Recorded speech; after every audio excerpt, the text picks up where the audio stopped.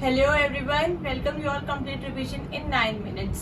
सो आज हमारे 1 सितंबर है। सो न्यू मंथ सितंबर स्टार्ट हो रहा है, तो देखते हैं आज का हिंदू हमसे क्या कहता है। सो सबसे पहले जो न्यूज थी फर्स्ट फ्रंट पेज पे, दैट इज कि हमारी जो इकोनॉमी है वो 7.8% से जो है फास्टेस्ट ग्रो कर रही है अभी लास्ट जो हमारा फोर्थ क्वार्टर था उसमें। ठीक है, लेकिन हम खाली इतना पढ़ के नहीं छोड़ देंगे कि हमारे फोर्थ क्वार्टर में 7.8% से इकोनॉमी ने ग्रो किया है। हम जानेंगे किस तरीके से ग्रो करती है, क्या क्वार्टर्स होते हैं, कितने कितने मंथ, कितने टाइम पीरियड के होते हैं। तो सबसे पहले आप लोग देखिए, जो हमारा फाइनेंशियल ईयर होता है वो हमारा 1 अप्रैल से 31 मार्च होता है। ठीक है, सो बेसिकली एक आपके फाइनेंशियल ईयर में 4 क्वार्टर्स होते हैं जो कि 3 मंथ्स के होते हैं। अप्रैल, मई, जून, जुलाई, अगस्त, सितंबर, अक्टूबर, नवंबर, दिसंबर और जनवरी, फरवरी, मार्च। देन दोबारा 1 अप्रैल से 31 मार्च तक आपका पूरा फाइनेंशियल ईयर हो जाएगा। आपके 3 मंथ्स के 4 क्वार्टर्स हो जाएंगे। तो अभी जो डेटा आया था वो आपका जून तक का आया था, अप्रैल में जून तक का। ठीक है, सो अब हम जानते हैं कि ये किस तरीके से कैलकुलेट किया जाता है। तो देखो, सबसे पहले जब भी हमें कैलकुलेट करना है कि हमारी इकोनॉमी कितनी ग्रो कर रही है, उसका मतलब हमने कितनी, हमारे उस टाइम पर कितनी जीडीपी थी। जीडीपी क्या होता है? Gross domestic product, sum of all the total production of goods and services produced in a domestic territory और इन अ कंट्री। ठीक है, सो जीडीपी मतलब ग्रोस डोमेस्टिक प्रोडक्ट, मतलब द सम टोटल ऑफ जितना भी आपने प्रोड्यूस किया है। जैसे फॉर एग्जाम्पल, अगर जैसे ये हमारा है इंडिया, ठीक है, सो इस डोमेस्टिक टेरिटरी में एक यहाँ पर भी आपके आइलैंड्स जो है वो भी काउंट होंगे इसमें। सो एक डोमेस्टिक टेरिटरी में आपने जितना भी सर्विस प्लस प्रोडक्शन दोनों चीजें की है एक फाइनेंशियल ईयर में, या अगर क्वार्टर के बेस पे हम लोग मेजर करेंगे तो एक क्वार्टर में एक डिफाइंड टेरिटरी में उसको हम बोलते हैं जीडीपी। फॉर एग्जाम्पल, अगर हमने पूरे एक साल में सिर्फ 10 रुपए की ब्रेड बनाई है, 10 रुपए की क्या बनाई है? ब्रेड, और कुछ भी नहीं बनाया, सिर्फ 10 रुपए की ब्रेड बनाई है, तो वो हमारी इंडिया की एक साल की हो गई पूरी जीडीपी। ठीक है, हम उसको मेजर कैसे करेंगे? C plus I plus G plus X minus M, that is हमने C मतलब कंजम्पशन, हमने एक साल में कितना कंज्यूम किया है। जैसे हमारे जैसे जो हाउस होल्ड हो गए, टीचर्स है, स्टूडेंट्स है, आप सब लोग जो भी डेली बेसिस पर कंज्यूम करते हैं, फूड आइटम्स हो गए, ठीक है, ग्रोसरीज हो गई, सब कुछ, तो वो कंजम्पशन। कितनी इन्वेस्टमेंट की है, जो भी, चाहे गवर्नमेंट इन्वेस्टमेंट करे, चाहे बिजनेस इन्वेस्टमेंट करे, किसी बिजनेस के लिए प्राइवेट पीपीपीज बोल दो, सब पूरी इन्वेस्टमेंट। देन ये जो होता है गवर्नमेंट एक्सपेंडिचर का, कि गवर्नमेंट ने कितना खर्चा किया, जैसे हाईवेज बनाने में, रोड बनाने में, उन सब में। एक्स माइनस एम है आपका total export minus total import. इसको आप इतने हिस्से को नेट एक्सपोर्ट भी बोल सकते हो, NX, मतलब कितना आपने बाहर सेल किया, एक्सपोर्ट किया, उसमें से कितना इंपोर्ट किया। तो ऑब्वियसली जो आपने इंपोर्ट किया है वो हमने अपने डोमेस्टिक टेरिटरी में प्रोड्यूस नहीं किया है, तो हमें उसको सब्ट्रैक्ट करना पड़ेगा। तो हमारे टोटल जीडीपी क्या होते हैं? कितना हमने कंज्यूम किया, कितना हमने इन्वेस्ट किया, कितना गवर्नमेंट ने एक्सपेंडिचर किया, साथ ही में जो हमने एक्सपोर्ट कर दिया, बट वो बनाया तो हमने ही था हमारे डोमेस्टिक टेरिटरी में, तो वो एक्सपोर्ट हो जाएगा, लेकिन उसमें से आप इम्पोर्ट्स माइनस कर दो। ये हमारा जीडीपी का फॉर्मूला होता है, और ये मोस्ट सुटेबल फॉर्मूला जिसके थ्रू हम अपनी जीडीपी कैलकुलेट करते हैं। नेक्स्ट हमारा जीवीए होता है। GVA is that is gross value added, मतलब हमने एक साल में कितनी वैल्यू ऐड की है। इट मीन्स जैसे हमारे 2 टाइप के गुड्स होते हैं, एक आपकी होते हैं इन्वेंट्री में, जो ऑलरेडी स्टॉक में आपके पास है, और एक होता है आपके जो कैपिटल फॉर्मेशन में हेल्प करते हैं, जो आपने न्यू गुड्स बनाया। फॉर एग्जांपल, आपके पास एक कैरेट है बनाना की, इसमें ऑलरेडी 20 बनाना स्टॉक में पहले से ही थे, इन्वेंट्री बोलते हैं इसको, स्टॉक बोल दो, कोई एक ही बात है, इसमें ऑलरेडी पहले से ही थे। लेकिन 20 टॉयज लगा रहा, 20 टॉयज पहले से ही थे, लेकिन आपने इसमें 30 टॉय और ऐड कर दिए। तो ये जो 30 टॉय आपने एक फाइनेंशियल ईयर में ऐड किए हैं, this is known as capital formation, कि आपने ये नए बनाए हैं उस फाइनेंशियल ईयर में, और वो नए टॉयज को हम बोल देंगे GVA, that is gross value added, कि आपने वैल्यू कितनी ऐड की। ठीक है, तो आई होप आपको ये क्लियर हो गया हो। इसलिए इसका फॉर्मूला होता है, अगर जीवीए और जीडीपी में आपको लिंक बताना हो तो जीडीपी माइनस इनपुट्स। ठीक है, जीडीपी में से आपने ऑलरेडी जितना इनपुट था वो माइनस कर दो, और इसका ऑफिशियल फॉर्मूला इस तरीके से होता है, जैसे जो जीडीपी होता है उसमें हम ऐड करेंगे आपके जीवीए, आपने कितनी वैल्यू ऐड की, ठीक है, उसमें आप प्लस कर दो टैक्सेस, जो गवर्नमेंट टैक्स लगाएगी उन चीजों के ऊपर, और माइनस कर दो सब्सिडी, क्योंकि गवर्नमेंट सब्सिडी भी तो देगी आपको। जैसे आप बिजली का ही बिल लगा लो, ठीक है, या कुछ भी लगा लो, सब्सिडी मिलती है ना पानी के बिल पे भी, सेम। तो मान लो जी आपने फॉर एग्जाम्पल आपका जीवीए 100 रुपए है, उसमें गवर्नमेंट ने 50 रुपए के टैक्स लगा दिए, फिर उसमें से खुद 20 रुपए की सब्सिडी दे दी, तो आपका जीडीपी आ जाएगा 130।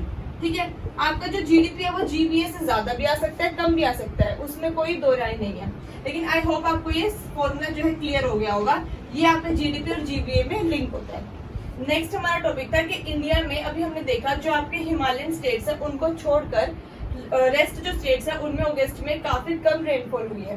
सो बेसिकली हम उसके रीजंस जान लेते हैं कि हम ऐसा क्यों हुआ है। हमारे सिर्फ इतना इम्पोर्टेंट नहीं है कि कम हुई है रेनफॉल, बट क्यों कम हुई है, क्योंकि उसी के बैक कॉन्सेप्ट से ही आप लोगों के क्वेश्चंस फॉर्म होते हैं। जैसे कि एल नीनो जो है बाकी की स्टेट्स में, हिमालयन स्टेट्स में नहीं, बाकी की स्टेट्स में जो है काफी स्ट्रेंथन रहा था, जिसकी वजह से वहां पे रेनफॉल कम हुई। अब एल नीनो क्या होता है, देखो आपके दो कॉन्सेप्ट होते हैं, एक होता है ला नीना, एक होता है एल नीनो। जो ला नीना होता है वो आपका नॉर्मल कंडीशंस को स्ट्रॉन्ग करने का कॉन्सेप्ट होता है। जैसे कि अगर आपका यहाँ पे ऑस्ट्रेलिया प्रेजेंट है, ये आपका नॉर्थ अमेरिका और साउथ अमेरिका वाला पेरू वाला रीजन है, तो क्या होगा ला नीना के टाइम पे, दिस इज ला नीना, आपके जो है विंड्स जो है वो आपकी गर्म हवा को इधर साउथ अमेरिका की साइड से लेके ऑस्ट्रेलिया तक ले आएंगे। सारा गर्म पानी यहाँ आ जाएगा, हॉट वाटर, ठीक है, हॉट वाटर। और जिसकी वजह से जहाँ हॉट वाटर होगा वहां आपका लो प्रेशर फॉर्म हो जाएगा। और आपको पता है बादल बनने के लिए हमें सबसे पहली कंडीशन चाहिए होती है लो प्रेशर फॉर्मेशन पानी में।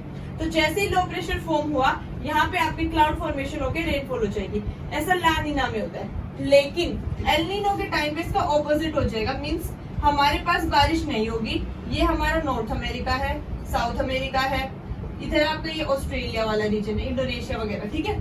तो इसमें क्या होगा आपका, जैसे अभी तक तो ला नीना में हमारे पास बारिश हो रही थी, लेकिन एल नीनो के टाइम पे आपके ऑस्ट्रेलियंस जो विंड्स होंगी वो काफी स्ट्रॉन्ग हो जाएंगी और ऑस्ट्रेलिया से आपका गर्म पानी सारा साउथ कोस्ट पे आ जाएगा इस तरीके से, ठीक है। Due to climate change, due to westerly easterly movement आप कह सकते हो, यही रीजंस होते हैं, जिसकी वजह से साउथ अमेरिका आपके पेरू वाली जो कोस्ट है वहां पे इंटेंस लो प्रेशर फॉर्मेशन हो जाएगा और वहां पे जो है आपकी रेनफॉल काफी हो जाएगी, ठीक है। ये आपका कॉन्सेप्ट होता है ला नीना का और ये आपका कॉन्सेप्ट होता है एल नीनो का।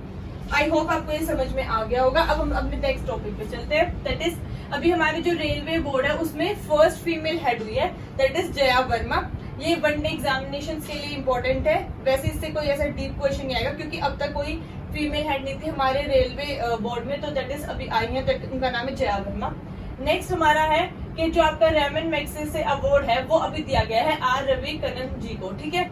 अब इस अवार्ड के बारे में जान लेते हैं। पहली बात तो आर रविकरन जी जो है एक ऑन्कोलॉजिस्ट है जो कैंसर के ट्रीटमेंट करते हैं। ऑन्कोलॉजिस्ट मतलब जो कैंसर की स्टडी करते हैं, कैंसर सेल्स को हम ऑन्को सेल्स बोलते हैं। देन ये जो है इनको किस लिए दिया गया, ये अवार्ड बेसिकली दिया जाता है जब आप कोई सोशल कंट्रीब्यूशन करते हो सोसाइटी में। तो इन्होंने क्या किया, पुअर के लिए, ये सदर्न स्टेट से है, केरल तमिलनाडु साइड से, तो इन्होंने वहाँ जो पुअर पीपल है उनके लिए काफी अच्छे से फैसिलिटीज दी ताकि उनका ट्रीटमेंट हो सके रिगार्डिंग कैंसर हो गया और हेल्थ इश्यूज के कारण, ठीक है। और ये अब जो अवार्ड है इसका हम बैक हिस्ट्री जान लेते हैं। ये 1957 में सबसे पहले हम लोग लाए थे एशिया में और ये हाईएस्ट ऑनर ऑफ एशिया है, ठीक है। इसको इसलिए इसके नाम पे रखा गया क्योंकि फिलीपीन के जो थर्ड प्रेसिडेंट थे उनका नाम था रेमन मैग्सेसे अवार्ड और उन्होंने स्टार्ट किया था उस टाइम पर, तो इसलिए फिलीपीन के जो थर्ड प्रेसिडेंट थे उनके नाम पे इसको दिया जाता है। देन ये जो अवार्ड हमको मिलेगा जो कोई सोशल कंट्रीब्यूशन करेंगे और इसको एशिया का नोबेल प्राइज भी हम लोग बोलते हैं। तो इतना बेसिक इन्फॉर्मेशन काफी है। नेक्स्ट हमारा पॉलिटी का टॉपिक है, काफी इंपॉर्टेंट टॉपिक है, तो ध्यान से सुनिएगा प्लीज कि अभी पार्लियामेंट में एक स्पेशल सेशन होने जा रहा है, दैट इज फ्रॉम 18 सितंबर टू 22 सितंबर। आपको बताइए G20 की मीटिंग है अभी हमारी 8, 9, 10 को, उसके बाद 18 से 22 को पार्लियामेंट में एक स्पेशल सेशन है। तो अब हम इसकी बैक हिस्ट्री जान लेते हैं कि कितने सेशन होते हैं और क्या क्या प्रोसीजर रहता है। देखो हमारे पार्लियामेंट में 3 सेशन होते हैं, budget session, monsoon session and winter session. जो हमारा बजट सेशन होता है वही सबसे लंबा होता है क्योंकि वो जनवरी से अप्रैल के लास्ट वीक तक या मई के फर्स्ट वीक तक चलता है, ठीक है। उसके बाद जो मॉनसून सेशन है वो हमारा जुलाई अगस्त में चलेगा और विंटर सेशन आपका नवंबर दिसंबर में चलता है। तो आपका बजट वाला सबसे लंबा रहता है। अब ये कुछ टर्मिनोलॉजीज है जो आपको पता रहनी चाहिए एक कोर कॉन्सेप्ट के लिए पॉलिटी में, क्योंकि आप कोई भी एग्जाम दो उसमें आपको ये क्वेश्चन जरूर दिख जाएंगे। जैसे कि सम्मन मतलब क्या होता है, प्रेसिडेंट सम्मन करते हैं हाउस को, मतलब प्रेसिडेंट बुलावा भेज रहे हैं एक तरीके से कि आप सभी आओ हमारा सेशन शुरू होने वाला है। तो सम्मन हमेशा प्रेसिडेंट करेंगे हाउसेस को on the recommendation of prime minister या काउंसिल ऑफ मिनिस्टर्स, ठीक है। देन सेकंड हमारा है कि इसमें आपके कोई भी 2 सेशन जो है उसमें 6 मंथ से ज्यादा का गैप नहीं हो सकता।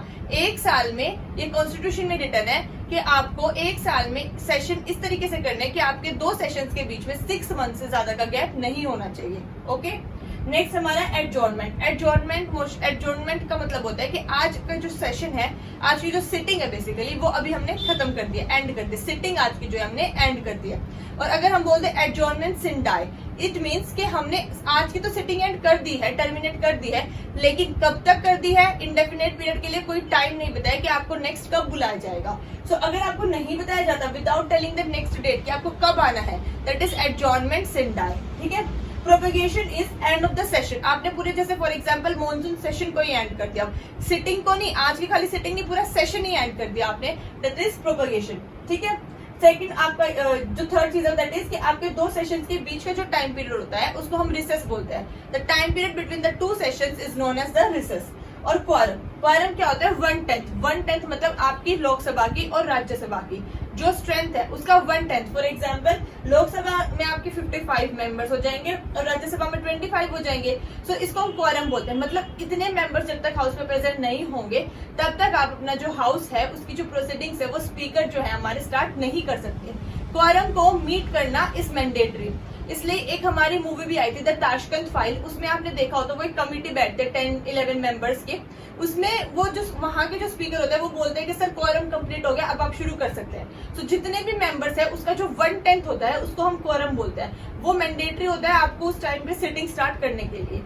सो आज की हिंदू एनालिसिस में इतना ही। हाँ, हमारे अच्छा एक न्यूज हो रहेगी, ये 6th वाली न्यूज है, स्पेस नहीं था तो मैंने यहाँ लिख दिया कि फिलीपींस, मलेशिया और इंडोनेशिया के भी एरिया को चाइना ने अपने मैप में शो कर दिया। तो जैसे आपको बताइए, हाँ अगर हमारा चाइना है, ये पूरा साउथ चाइना सी है, ये हमारा इंडोनेशिया है, मलेशिया, फिलीपींस है। ठीक है।